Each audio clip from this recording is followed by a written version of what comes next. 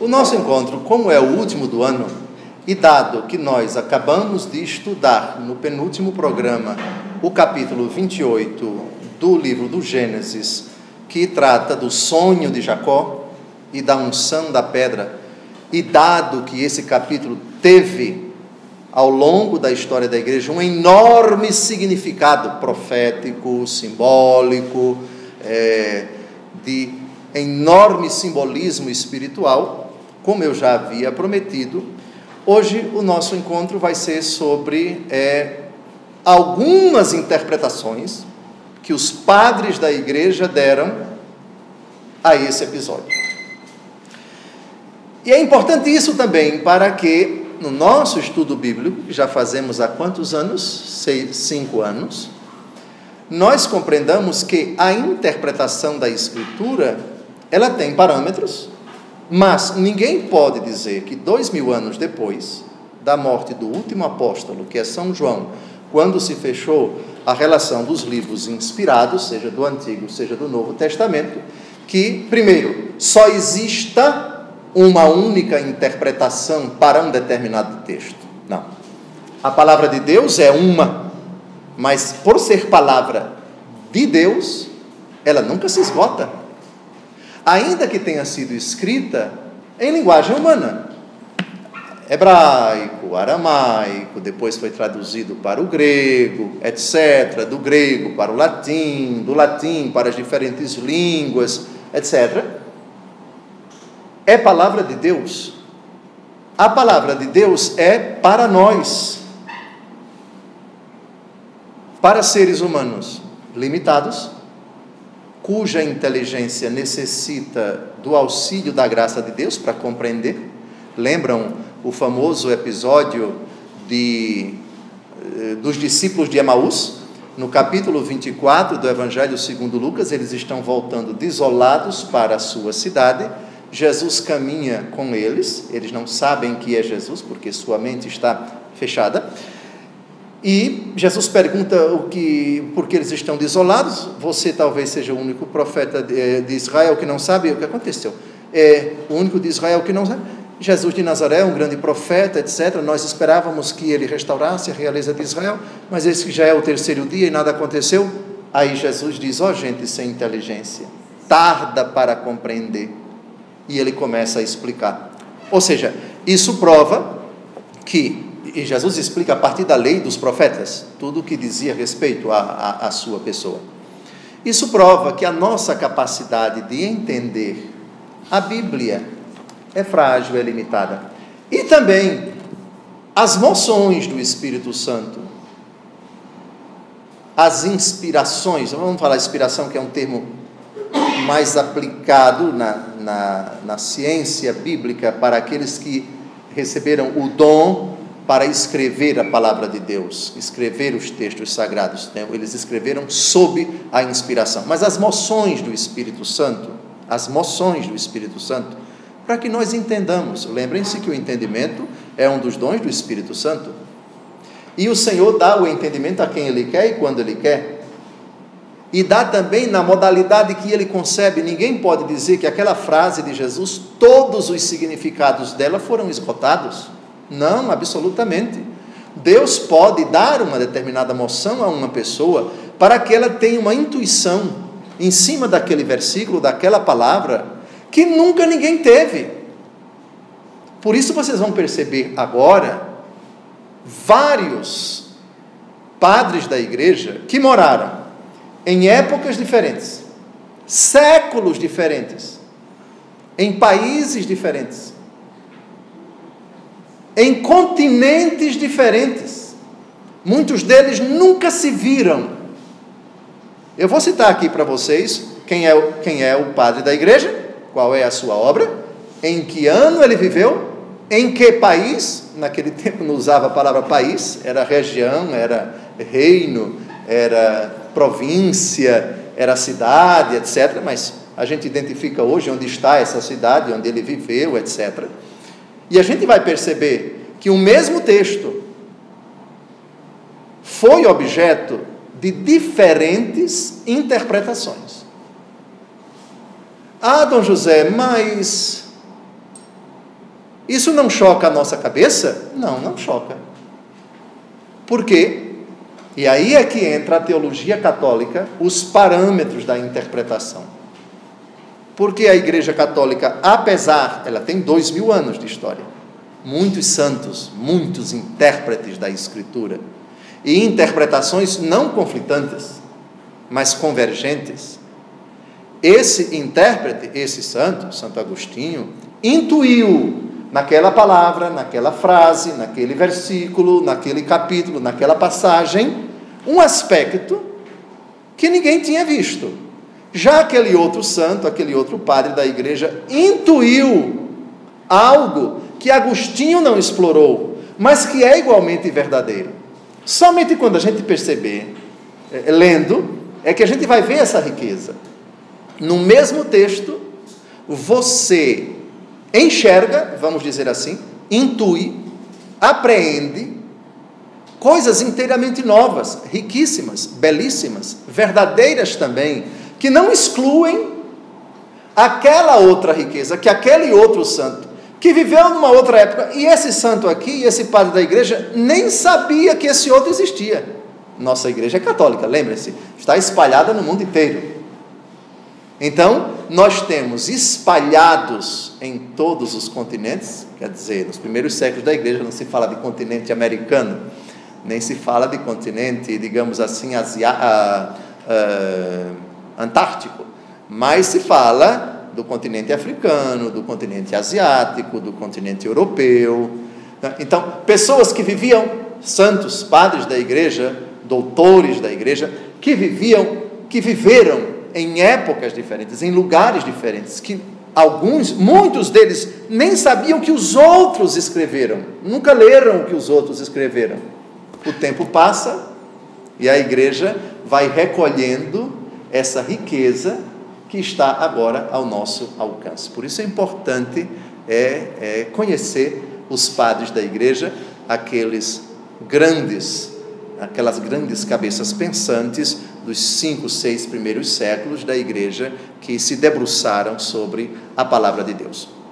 Então, regra básica, basicíssima, superlativo de básico, basicíssima de interpretação da Bíblia à luz da Igreja Católica. Quais são os parâmetros dentro dos quais a igreja sempre interpretou a Bíblia? E quais os parâmetros fora dos quais a interpretação da Bíblia descamba e vai descambar em heresia, em interpretação maluca mesmo. Qual é o primeiro critério? A Bíblia. A Bíblia é o primeiro critério. Ou seja, você tem esse texto aqui, naquele livro, naquele capítulo. Sonho de Jacó, pronto. A interpretação desse texto nunca pode contradizer a mesma Bíblia. Porque a palavra de Deus não se contradiz. Então vem uma pessoa que dá uma interpretação ao sonho de Jacó, e essa interpretação fere uma determinada afirmação de Jesus, ou fere um princípio do Evangelho, ou fere aquilo que Deus disse no mesmo livro, mas em outro capítulo, ou no mesmo testamento, ou no outro testamento, ou conflitua, não bate, digamos assim, com o próprio ensinamento da Escritura. Então, essa interpretação vai ter que ser descartada. Está claro? Está claro? Primeiro critério. Segundo critério, são as 3 fontes da nossa fé: Escritura, tradição e magistério. Escritura é a primeira fonte. Então, o primeiro critério para saber se você está interpretando catolicamente a Escritura é a própria Escritura. E vocês vão ver aqui que muitos padres da igreja vão citar textos da Escritura para justificar a sua intuição. Por exemplo, lembram que Jacó reclinou a cabeça numa pedra e depois ungiu? Muito bem, vários padres da igreja aqui vão dizer que a pedra era Cristo. Só que a frase, a pedra era Cristo, está na 1 Coríntios capítulo 3. Então está fundamentado. Ele fez uma intuição, aquela pedra significava Cristo. Só que esse simbolismo São Paulo vai utilizar. Então bate. Entenderam? A unção, a unção. A palavra Cristo significa ungido. A profecia de Isaías, capítulo 61, o Espírito do Senhor me ungiu, Ele me enviou para anunciar a boa nova aos pobres. Lembra disso? Lembram também que esse texto do profeta, nosso Senhor Jesus Cristo, leu na sinagoga de Nazaré? Então bate. Entenderam? Muito bem. Então, isso acontece aos montes pelos padres da igreja. Por isso que vocês que participam da missa que esse ignorante celebra de vez em quando em São Vicente, eu gosto tanto de citar os padres da igreja, porque eles têm essa capacidade de enxergar em cada pessoa, cada fato, cada palavra do Antigo Testamento, uma alusão ao Novo Testamento. De sorte que as coisas se cruzam e se entrelaçam e adquirem um significado de prefiguração de um lado, o Antigo Testamento, e realização do outro, o Novo Testamento. Afinal de contas, São Jerônimo diz que o Antigo Testamento fala de Jesus Cristo. A interpretação do Antigo Testamento é a pessoa de Jesus Cristo. Não é? Desconhecer Cristo é desconhecer todas as Escrituras, diz São Jerônimo. Esse é o primeiro critério. O segundo critério é a tradição. Ou seja, tradição vem de traditio significa transmissão. A transmissão oral, quem vos ouve, a mim ouve, quem vos rejeita, a mim rejeita, Lucas 10,16, disse Jesus para a igreja, quem vos ouve, então a palavra de Cristo continua oralmente na igreja, e a transmissão escrita, ou seja, santos, doutores, e aí você coloca tudo, você coloca Santa Teresinha do Menino Jesus, coloca Santa Teresa de Ávila, coloca Santo Expedito, coloca São Sebastião, coloca todos os santos, todos os irmãos e irmãs que mesmo que não foram beatificados ou santificados, mas que intuíram, mas que transmitiram, interpretando na fidelidade a Escritura, a mesma Escritura, e na fidelidade a tradição precedente. Então, pensemos a tradição da igreja no século X. Os santos, vamos botar século XIII. São Francisco de Assis, São Domingos de Gusmão, Santa Clara, aquele século tão prodigioso de santos. Muito bem, a tradição, a intuição, a interpretação, o ensino, a transmissão, a tradição acontece na fidelidade à Escritura e à tradição precedente, ou seja, tudo aquilo que a igreja pregou na fidelidade à Escritura nos 11 primeiros séculos, nos 12 primeiros séculos. Entenderam? E assim a igreja vai progredindo na compreensão da Escritura. Repare que coisa bonita, que o protestantismo não tem. Então a igreja se mantém, sim, a tradição, que é a segunda fonte. Então, vejamos a própria Santa Teresinha, doutora da igreja, Santa Teresinha do Menino Jesus, que é a doutora mais recente, século XIX, já pertinho do século XX, 1800, por ali.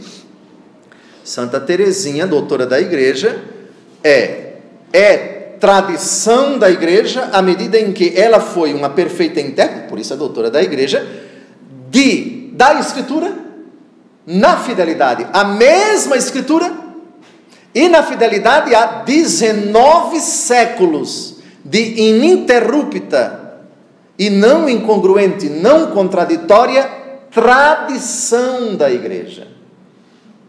Então, a tradição nunca pode se contradizer.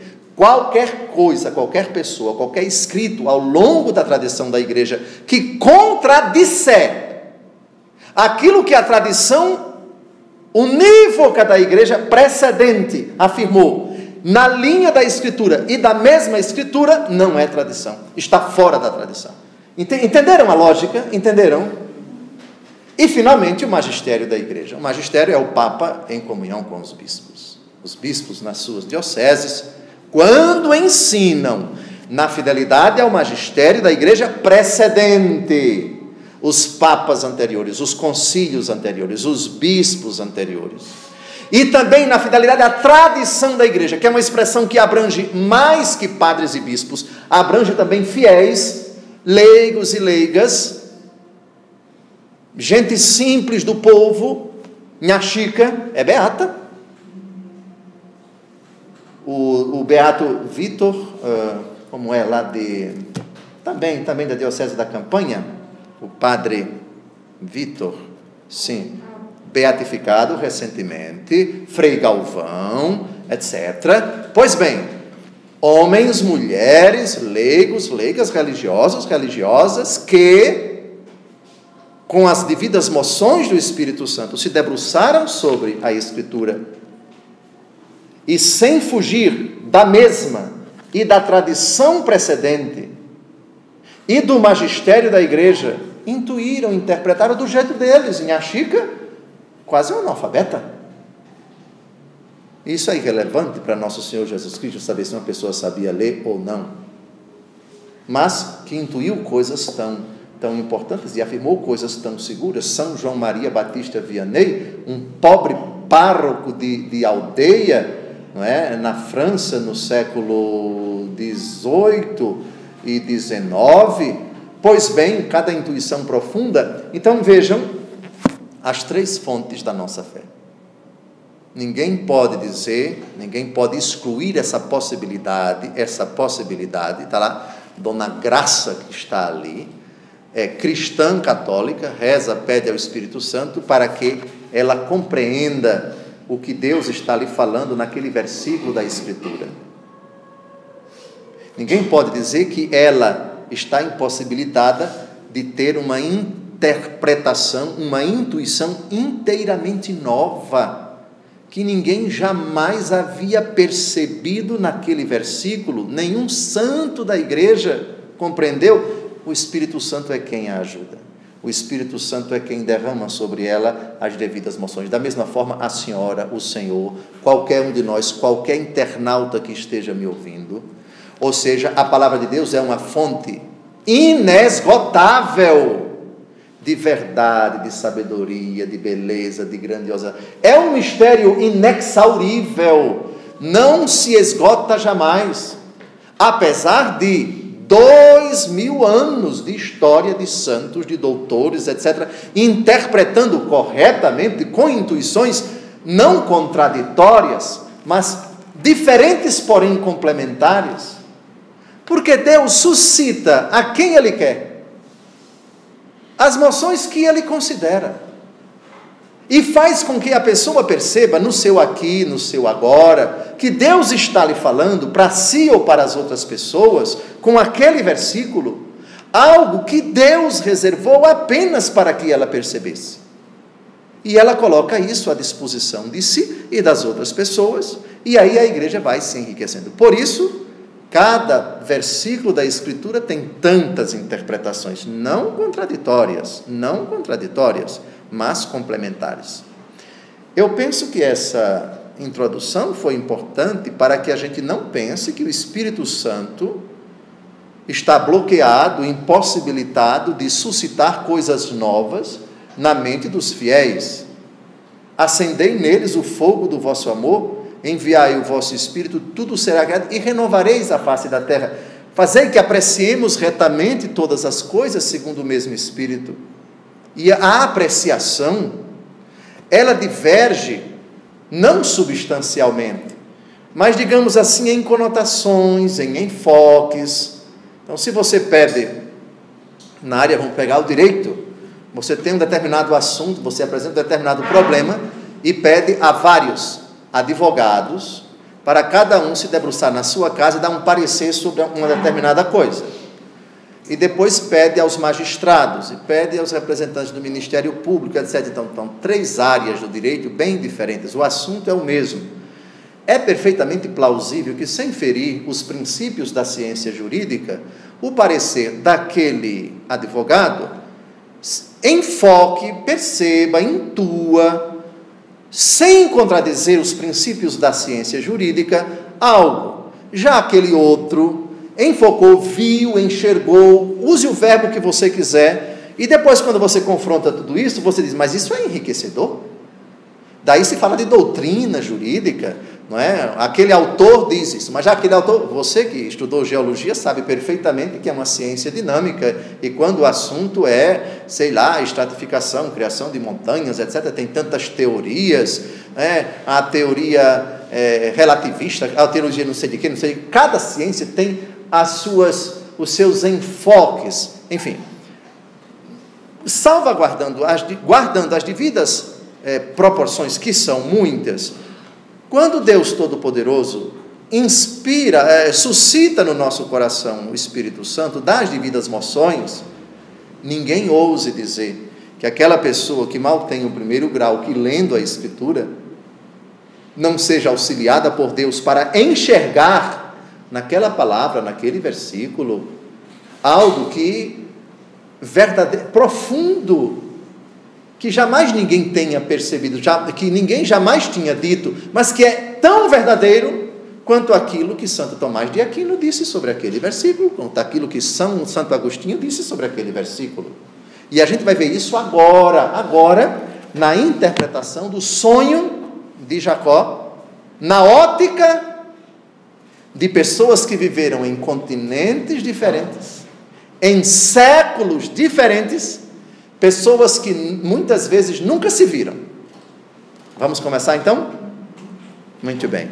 Tenham diante de si, com o celular ligado, ou o computador, ou a própria Bíblia, que é a grande maioria, o capítulo 28, que já foi lido. Eu não vou ler nenhum versículo disto daí, porque nós já estudamos. Pois bem, primeiro padre da igreja, São Jerônimo. São Jerônimo, ele, um pouquinho da história dele, da vida dele. Ele nasceu no ano 347 e morreu no ano 420. Muito bem. Genial exegeta, europeu e exponente do estilo clássico dos latinos, é conhecido como o tradutor da Vulgata Latina. Chama-se Vulgata porque era o latim vulgar, falado na sua época. Ele traduziu a Bíblia toda para o latim. Defendeu a perpétua virgindade de Nossa Senhora e se opôs às doutrinas de Orígenes e de Pelágio e viveu em meio de exercícios extremos de ascese. Passou muitos anos na cidade de Belém, onde Jesus nasceu. Lá existe, inclusive, na Gruta da Natividade, a Gruta de São Jerônimo, onde nós estivemos no ano passado. Muito bem, vamos ver o que é que São Jerônimo diz sobre isto. Refletindo sobre o versículo 11, cravem os olhos, em Gênesis 28, ele diz: aí tendes o nosso lutador. Ele ia fugindo de um homem crudelíssimo, que é o seu irmão, escapava do seu irmão, e como apoio se serviu de uma pedra. Essa pedra é Cristo, pedra que serve de auxílio a quem sofre perseguição, porém que para os incrédulos judeus é motivo de tropeço e pedra de escândalo. Muito bem, agora nós vamos ver onde ele foi buscar essa intuição. Romanos capítulo 9, versículo 23.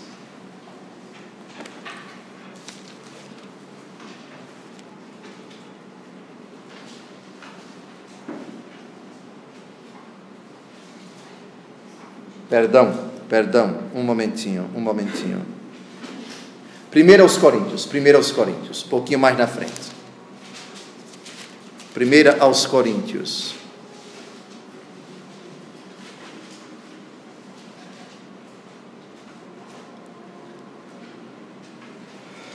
Capítulo 3, versículo 11, a página 1468.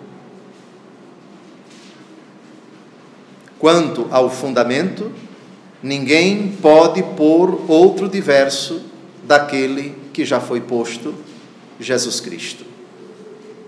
Isso ele se refere, vejam no versículo 10, segundo a graça que Deus me deu, como sábio arquiteto, lancei o fundamento, mas outro edifica sobre ele.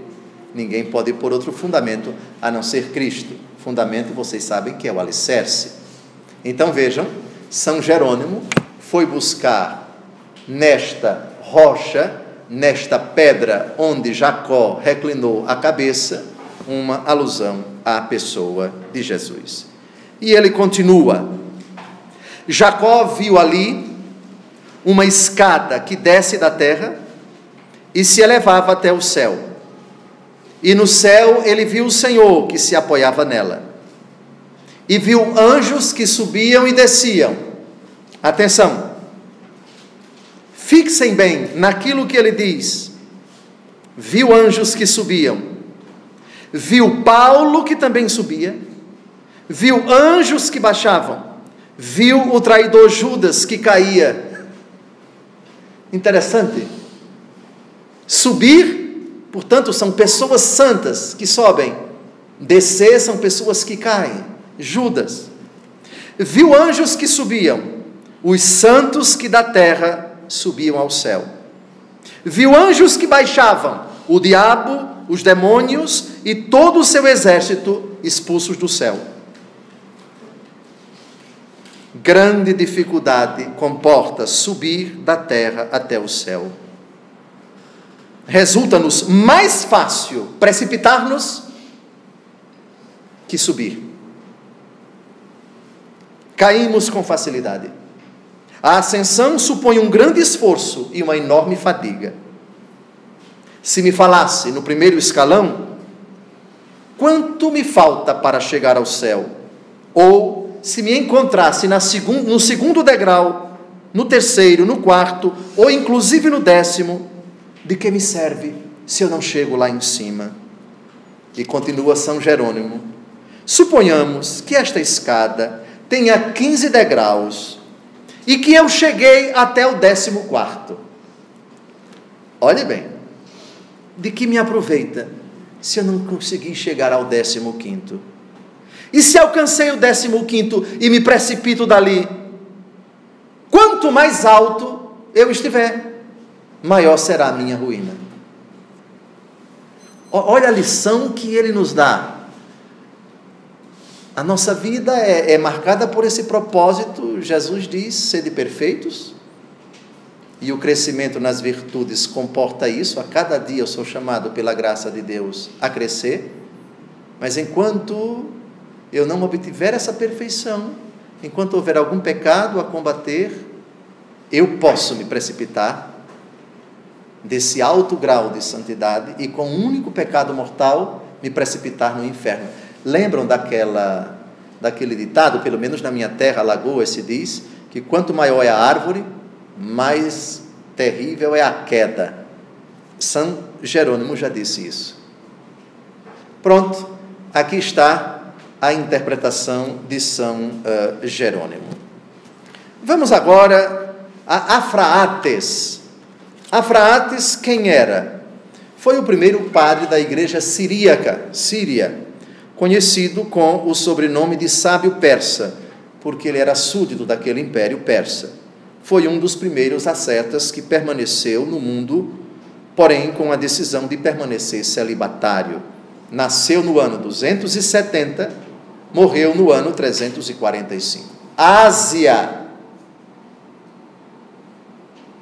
Outro continente, outra época também de São Jerônimo, que aliás viveu muitos anos na Terra Santa, da Síria de Damasco para Jerusalém não é muito longe, mas de qualquer maneira é uma época diferente. Os dois nunca se viram, os dois nunca se falaram. Vamos então agora à interpretação de Afraates. Leiam o versículo 12 de Gênesis 28. Gênesis 28, 12. Ele interpreta esse versículo aí. Esse versículo 28, 12. E teve um sonho, viu uma escada que, apoiando-se na terra, tocava com o cimo o céu, e os anjos de Deus subiam e desciam pela escada. No alto estava o Senhor. Agora vamos à interpretação dele. Também nosso pai Jacó orou em Betel e viu a porta do céu aberta e uma escada que subia até o alto. Este é um símbolo do nosso Salvador, o qual viu Jacó. Salvador é Jesus, A porta do céu é o Messias.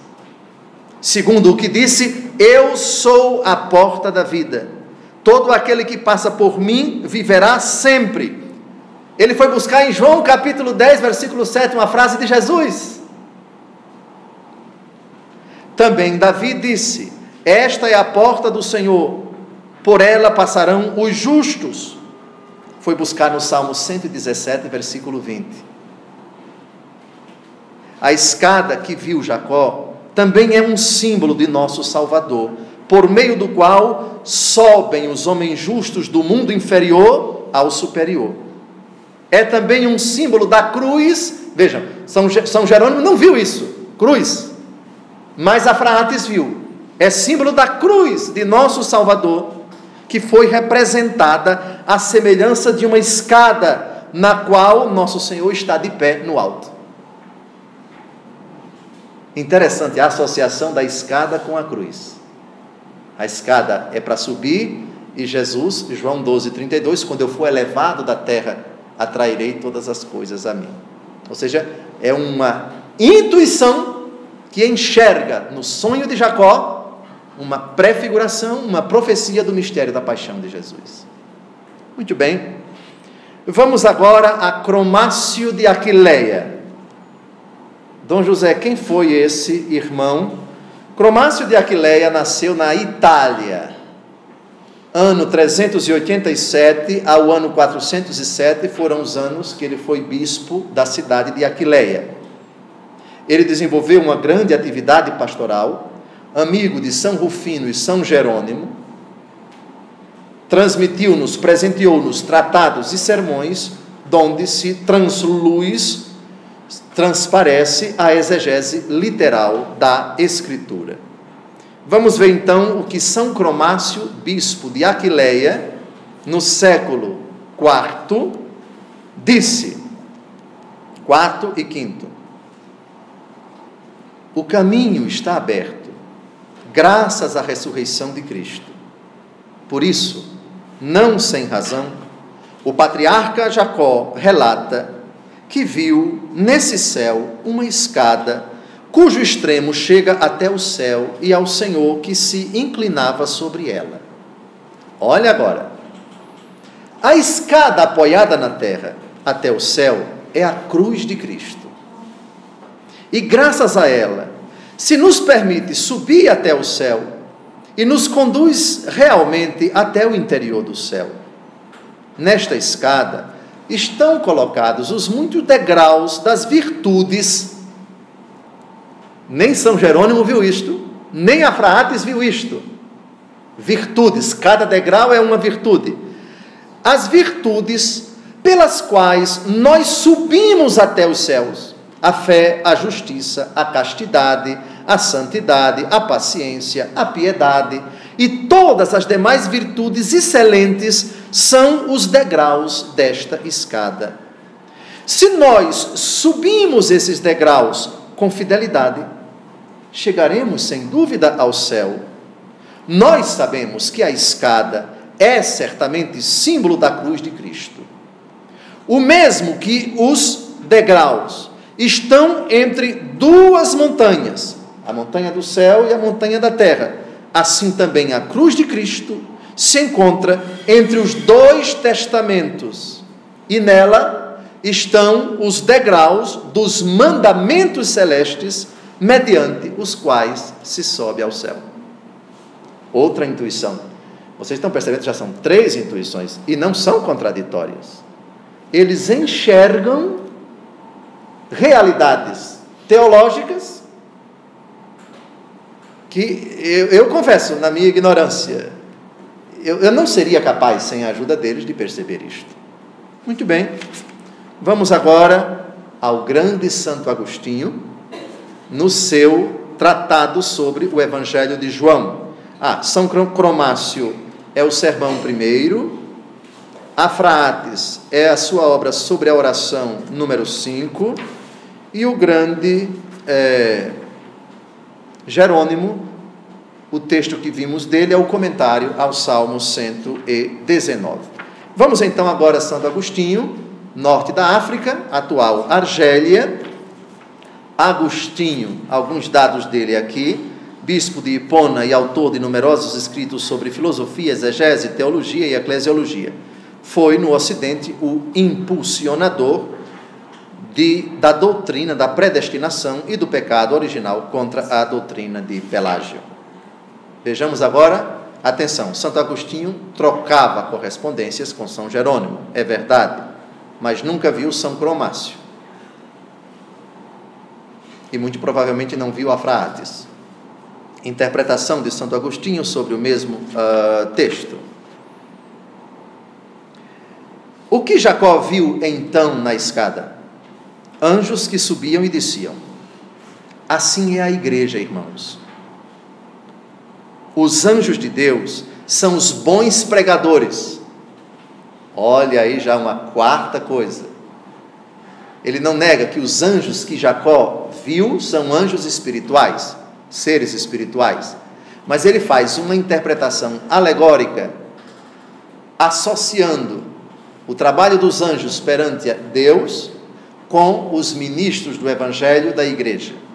Os anjos de Deus são os bons pregadores que anunciam a Cristo, isto é, que sobem e descem o Filho do Homem. Como sobem e descem?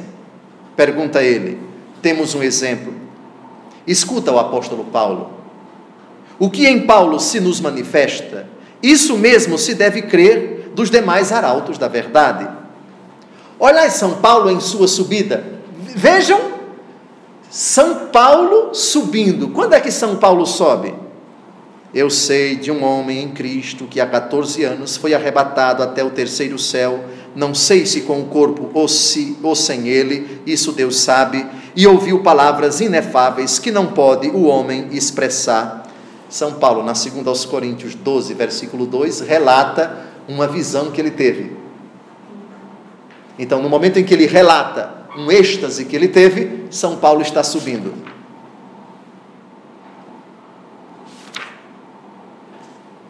E tendes ouvido agora a sua subida, olhai a sua descida. Não pude falar-vos, irmãos, como a espirituais, mas como a carnais. Alimentei-os com leite, como a crianças em Cristo, não com um manjar sólido. Aqui ele cita a primeira aos Coríntios, capítulo 3, de 1 a 2. São Paulo, escrevendo aos cristãos da cidade de Corinto, ele diz: eu não falei uma linguagem rebuscada para vocês, eu falei uma linguagem simples, para que vocês possam compreender.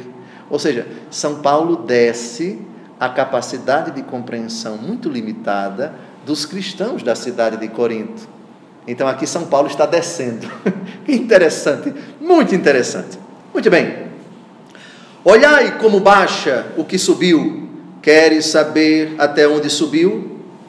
Queres saber até onde subiu? Ao terceiro céu. Queres saber também até onde desceu? Até dar leite às crianças. Olha como ele baixa.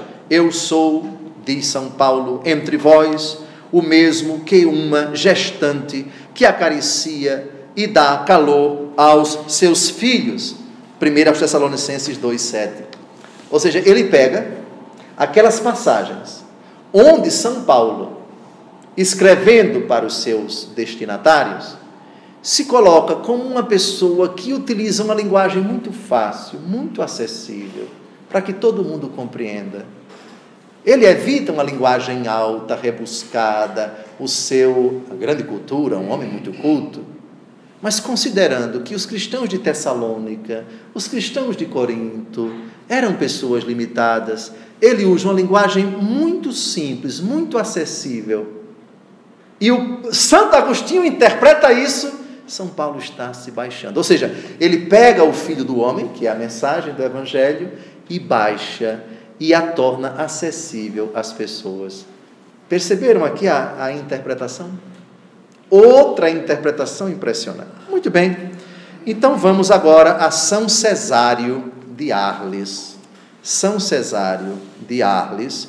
Agora nós vamos para a França. A França. Cesário viveu nos anos 470 e 543. Bispo de Arles. Exerceu seu ministério de bom pastor em momentos difíceis pelos ataques dos godos, francos e burgúndios. Toda a sua atividade literária esteve a serviço do seu empenho pastoral. Interpretação de São Cesário, que nunca viu Santo Agostinho, que nunca viu São Jerônimo, que nunca viu a Fraates. Enfim, prestem atenção. Prestai atenção para ver a profundidade deste caso. Tanto Jacó, que dormia, como o Senhor, que estava sobre a escada, representavam Cristo. Quando nosso Salvador falava de Natanael e nomeou o bem-aventurado Tiago, dizendo: aqui tens um verdadeiro israelita em quem não há fingimento. Lembram no capítulo 1 de São João, que Jesus vai falar, vai interpretar o sonho de Jacó? A continuação disse: vereis o céu aberto e os anjos de Deus subir e descer sobre o Filho do Homem. A visão de Jacó em sonhos é o que o Senhor proclama de si mesmo no Evangelho. Vereis, disse Jesus, o céu aberto e os anjos de Deus subir e descer sobre o Filho do Homem. Se os anjos desciam até o Filho de Deus, porque estava na terra, como estes mesmos anjos subiam até o Filho do Homem, se não é quem está também no céu? Deste modo, ele dormia em Jacó, e ele chamava Jacó desde o céu. Impressionante. Aqui, São Cesário enxerga no próprio Jacó o símbolo de Cristo. Outra intuição. Muito bem. Agora, o mesmo São Cesário, a continuação, diz: todas essas coisas, diz o apóstolo, lhe sucediam como em figura e foram escritas por nós, irmãos, para quem chegou a plenitude dos tempos. Irmãos, escutai com atenção como os anjos de Deus sobem ao céu até o Filho do Homem e descem à terra até o mesmo Filho. Quando os pregadores de Deus anunciam coisas altas e profundas da Escritura Santa, que só os perfeitos entendem, sobem até o Filho do Homem. Quando pregam o que se refere à correção dos costumes, baixam até o Filho do Homem, descem até o Filho do Homem. É o que diz o apóstolo. Ensinamos sabedoria entre os perfeitos, porém uma sabedoria não deste mundo, nem dos governantes deste mundo, mas misteriosa, escondida, que Deus predestinou antes dos séculos para a nossa glória. Ele cita literalmente a 1 Coríntios 2, de 6 a 7. Quando o apóstolo dizia isto, sem dúvida que subia até o Filho do Homem.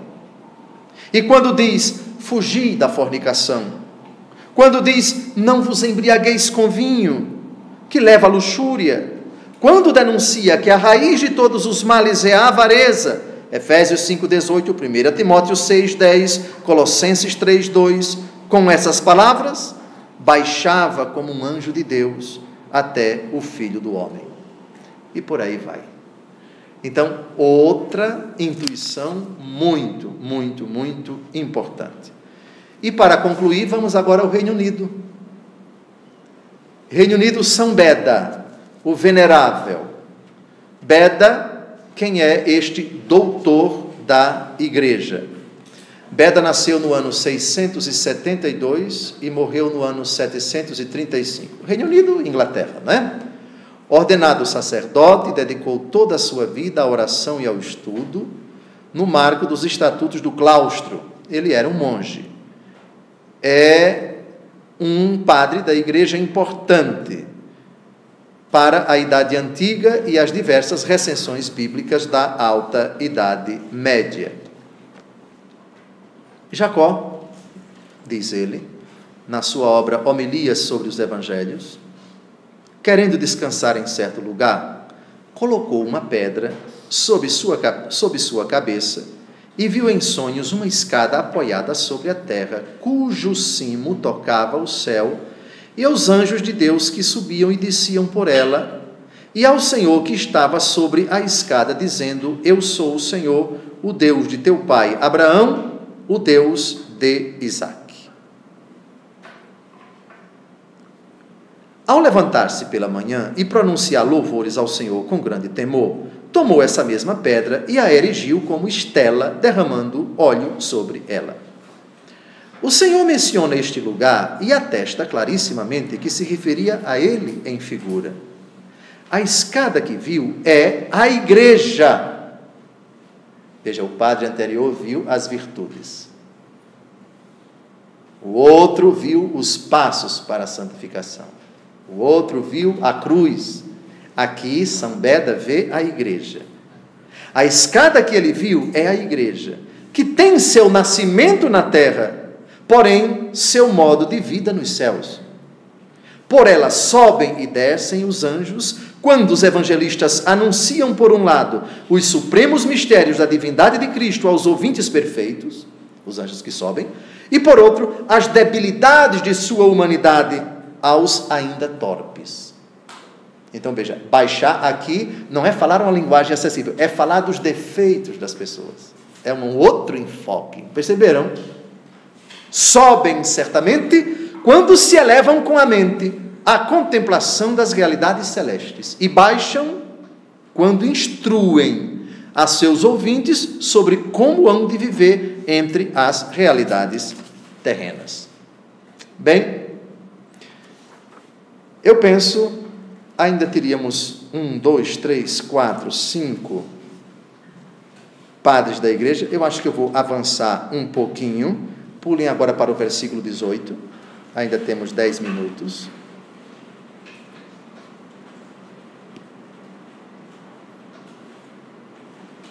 Onde se diz que Jacó erigiu uma estela, não é? um monumento, um altar. Pois bem,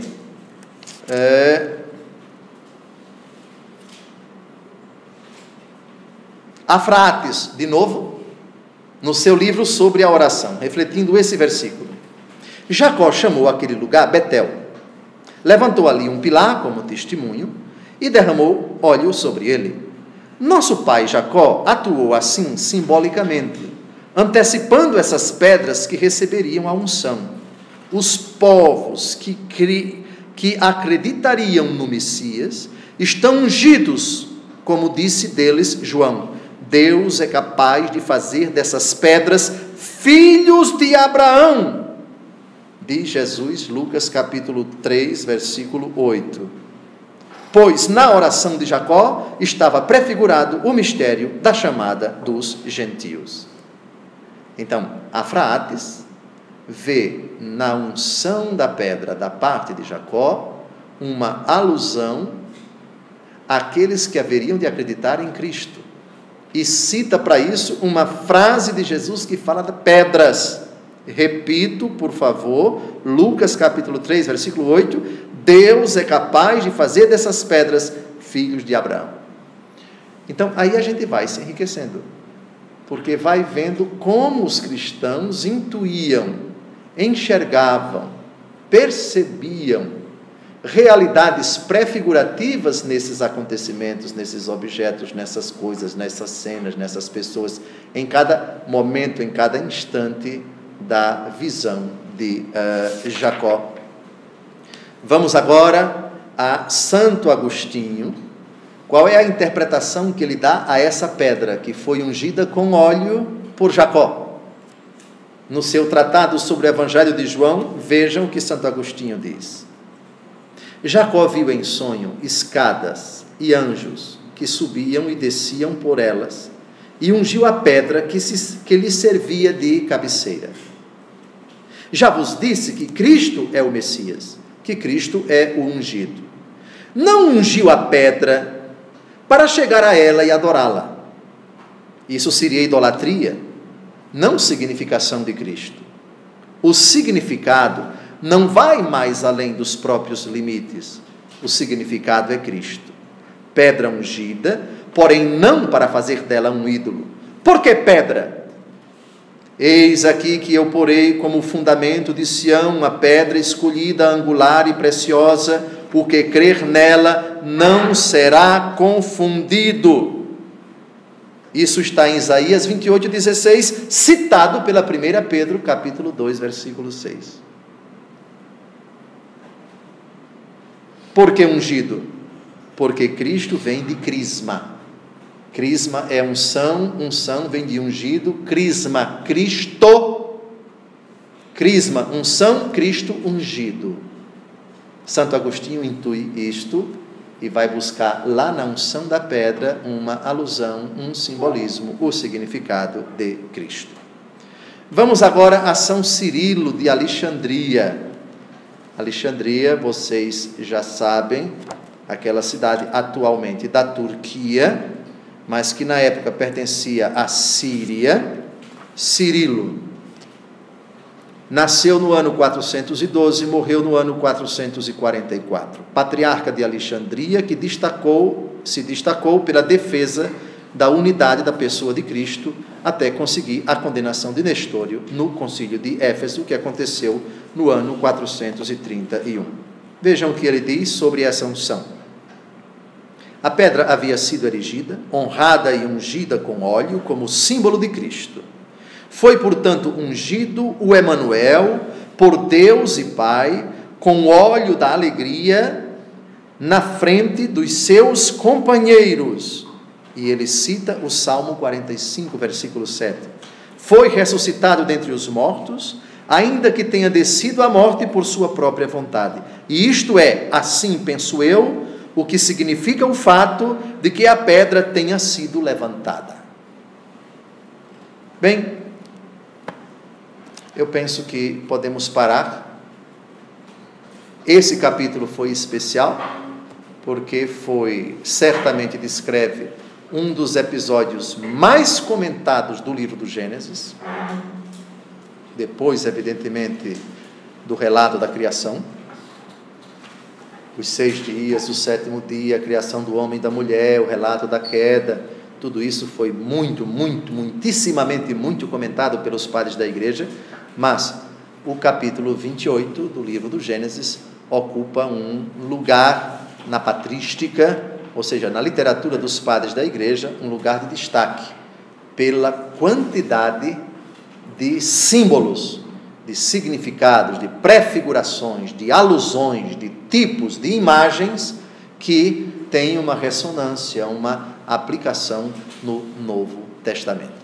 Concluo esse nosso último encontro de 2017, lembrando, cada vez que vocês lerem a Escritura, não esqueçam de pedir as moções do Espírito Santo, para que o Espírito Santo de Deus, que é quem conduz as nossas mentes, nos torne capazes de compreender o que Deus tem a nos dizer. A Bíblia não é patrimônio de cultos, não é patrimônio de eloquentes, mas é para os simples.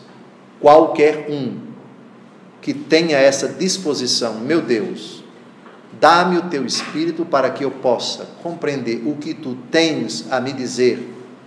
Instrui-me, orienta-me, educa-me, mostra-me, consola-me, aclara o meu coração, dissipa as minhas trevas, mostra-me o significado da tua palavra, porque quero ser confortado, porque quero ser instruído, porque quero ser fortalecido, etc.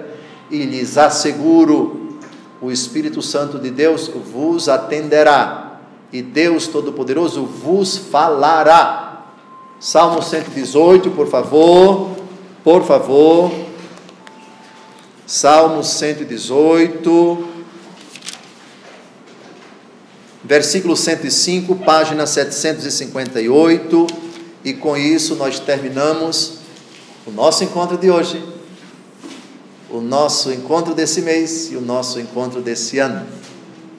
Página 758, Salmo 118, versículo 105.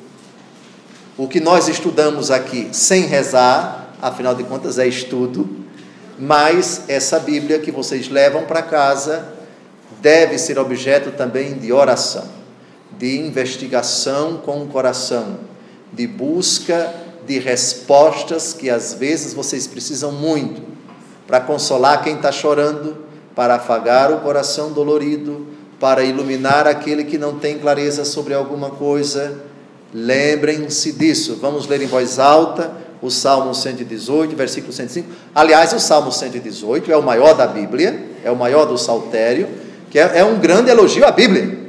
É um grande elogio à Bíblia.